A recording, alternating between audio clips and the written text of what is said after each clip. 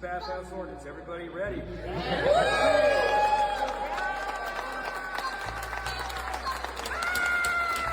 America, that is the mayor of Minneapolis signing an ordinance to license adult X venues in his city. The same weekend, his own spokesperson told reporters that the mayor's focus on safe streets, housing, and economic development.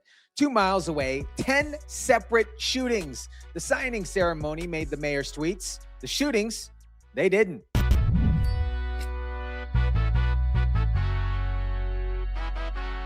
Well, bathhouses and having sex at them used to be legal in Minneapolis before the AIDS crisis hit. Well, now some council members and some community members want to repeal that ban. What is up, guys? Tyson, DeLaCruz here. Thank you so much for rocking with me. The history first, because this one goes way, way back. A bathhouse is a venue where adults can pay to have with strangers. They were common in American cities through the late 1970s until the early 80s, particularly in urban gay communities. When HIV and AIDS started killing people at large scale, the math changed super duper fast. San Francisco closed its bathhouses in 1984, New York in 1985, Minneapolis in 1988. Even many gay community members and leaders supported the closure at the time, not out of shame, because the gays were dying. The ban held for 38 years. June 2026, Minneapolis City Council voted 9-2 to repeal it. The ordinance creates a license framework, basically meaning that the city would permit, regulate, and inspect venues where consenting adults could have sex with one another. It also changes the city's public indecency laws to carve out exceptions for those licensed venues. Mayor Jacob Frey signed it the following Monday. One thing straight before anything else, because the other channels are going to gracefully kind of skip through this. The venues are not, obviously, they're not opening next week. Additional regulations still have to be written and passed before the bathhouses can legally operate in Minneapolis. The ordinance is the initial framework. The permits will come later. This, my friends, is the accurate version. Adult bathhouses were popular among some men in the U.S. until public pressure and laws led to their closure.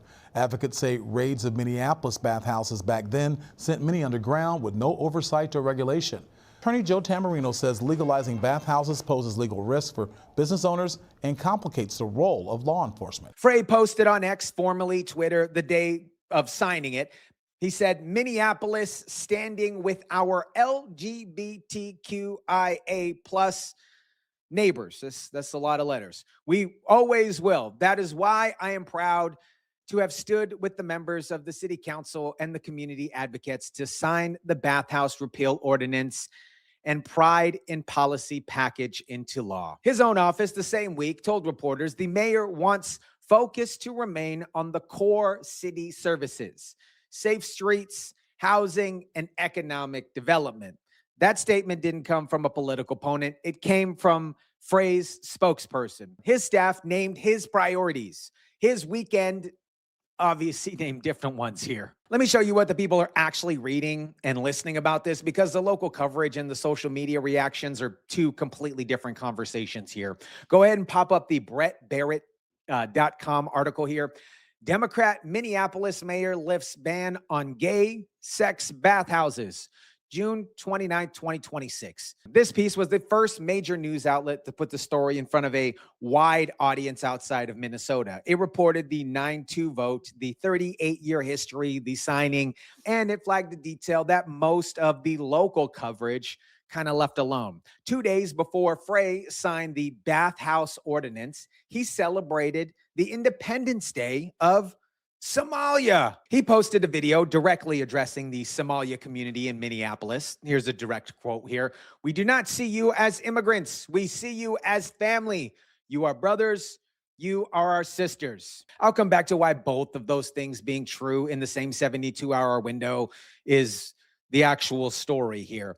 Daily Caller from a Facebook post. It states Minneapolis Mayor Jacob Frey just signed a bill reopening gay bathhouses. The Daily Caller ran it as a culture war story, mysterious music, red graphics, talking about monkeypox references at the end. I'm not going to go in that direction. I don't need to. The plain facts here carry out their own weight. Now let's talk about Mayor Jacob Frey's tweet.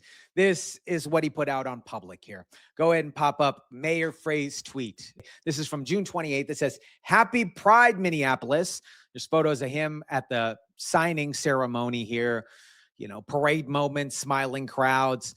And what it reads is, "Happy Pride, Minneapolis. The rain this morning could not stop our neighbors from joining the best parade anywhere. And all weekend long, we celebrated the joy and freedom to be exactly as you are. Minneapolis stands with our LGBTQIA plus neighbors. We always will. That is why I am proud to have stood with the members of the City Council and community advocates to sign the Bathhouse Repeal Ordinance and Pride in Policy package into law." That, my friends, is an actual X post. You can check it out. It's still up. You can still read it publicly here. Now we got to get into the comments of this, because the people responding to that X are obviously, they're not. Here, let's just pop this up on the screen. This is an Alpha News article repost here on X. Violent weekend in Minneapolis, 2 people dead and several injured after at least 10 shootings. The comment is, "Why worry about crime when you have bathhouses to boast about?" With a facepalm emoji on it, you guys. Exactly right, you guys. Why worry about the crime?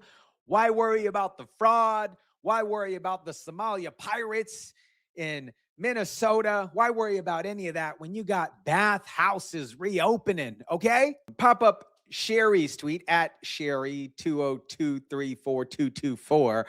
Too bad the T isn't for taxpayers, the ones who are going to pay the salaries for the ones that you screw over consistently.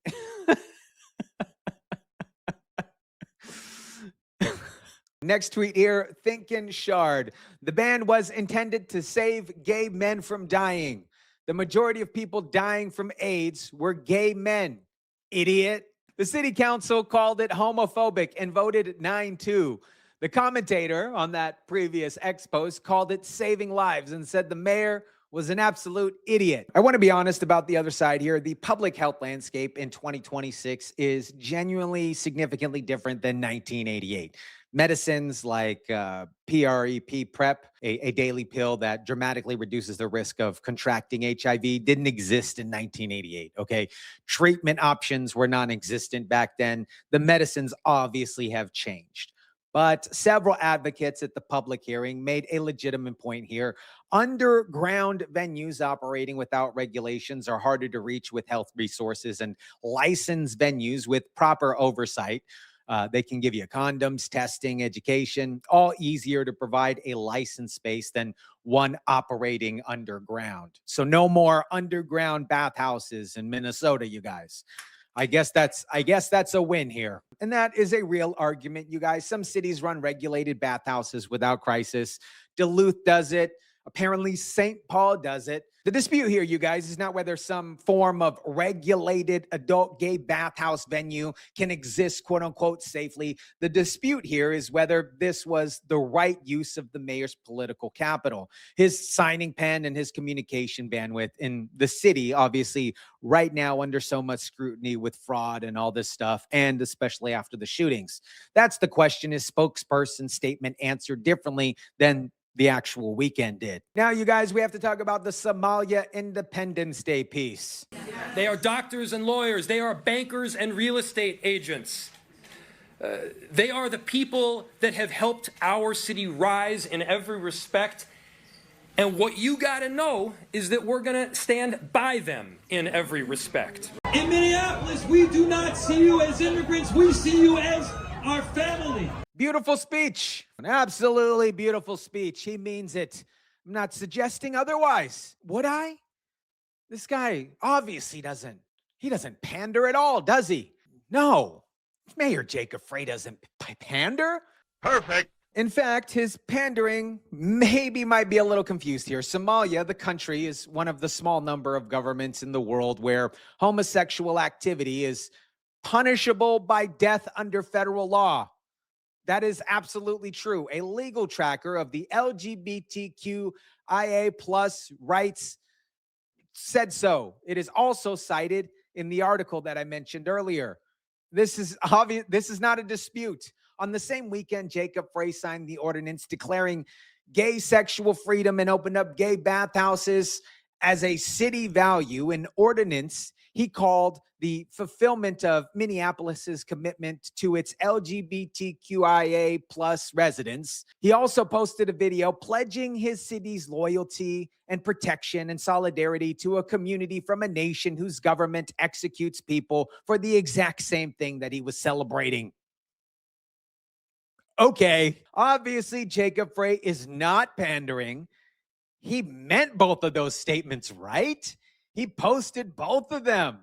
Both of them are still up. And he has not addressed the gap, nor will he address the gap between them. This is the amazing thing about some of these Democratic politicians. They can hold two things at once. Jacob Frey held two things that cannot be held at once and posted both of them on the same weekend, and he called it leadership. Frey wants the LGBTQIA plus community to see him at the signing table. You guys got to shorten that LGBTQIA plus thing. You make a better acronym here. He wants the Somali community to see him at the podium. He wants Minneapolis voters to see him as a mayor who's everything to everybody in the same 72-hour window, posting them on the same social media feed with the same amount of emotional security. What he doesn't want anybody to see is holding up both of them at the same time and asking him, how exactly do these fit together? Frey's private behavior is all public. It's in his tweets and it's in his signing ceremony. It's in the Somalia Independence Day video. All of it is on record, posted on his X account. The cameras are on, the pandering's on. That's the entire policy. The spokesperson statement talking about safe streets, housing, economic development is what goes on to the press releases for the voters that don't see the X posts. The camera moments are what goes to the voters, the other voters that don't see those articles in the X posts. And when those two things point in different directions at the same time, one of them is performance, or maybe both of them are performance. That's for you guys to decide. And here's the part that tells you where this city actually is. Through the most difficult of times and through Operation Metro Surge, we all saw that they tried to come for some of us. And when that happens, we say that you're coming for all of us. In Minneapolis, we love our neighbors. Operation Metro Surge was a federal immigration enforcement operation across Minneapolis in the St. Paul metro area. Federal officers said it resulted in over 4,000 arrests in the area before it concluded. Frey is promising sanctuary against the enforcement to the community that he calls quote unquote family. From the same podium, the same weekend, where he licensed gay sex venues. And you best believe that other officials, federal officials, his opponents would absolutely use this as political ammunition if they need to. Mayor Jacob Frey gave every single person in Washington a gift-wrapped talking point for the camera. Now, the backdrop, this is all happening against here. Minnesota obviously has still not fully recovered from 2020. The downtown vacancy picture, the businesses haven't come back. The city council that voted to defund the police department, you remember that, and spent 3 years walking it back without ever quite getting back to where they actually started. A mayor who ran a healing and safety and economic recovery plan. America, his spokesperson, said safe streets. His weekend said bathhouse ordinances and Somali solitary pledges, okay? 2 people were shot and killed in Minneapolis the same Friday night. 10 separate shootings that didn't make his X post. The signing ceremony did. He meant every word and said it at the podium and at that signing table. I'm not questioning, obviously, I'm not questioning his sincerity here. Obviously, he's not pandering. I'm questioning the sequences. A city that still has not recovered from 2020 has a mayor whose camera moments and his spokesperson's priorities don't necessarily match with one another. And the comments section figured this out faster than any press release ever would. When Minneapolis's fall budget tells you which list is real, I'm going to be there. Let me know what you guys think about this. Drop it down in the comment section down below. Smash the like button if you kindly would. Share, subscribe, and as always, guys, I'll catch you on the next one.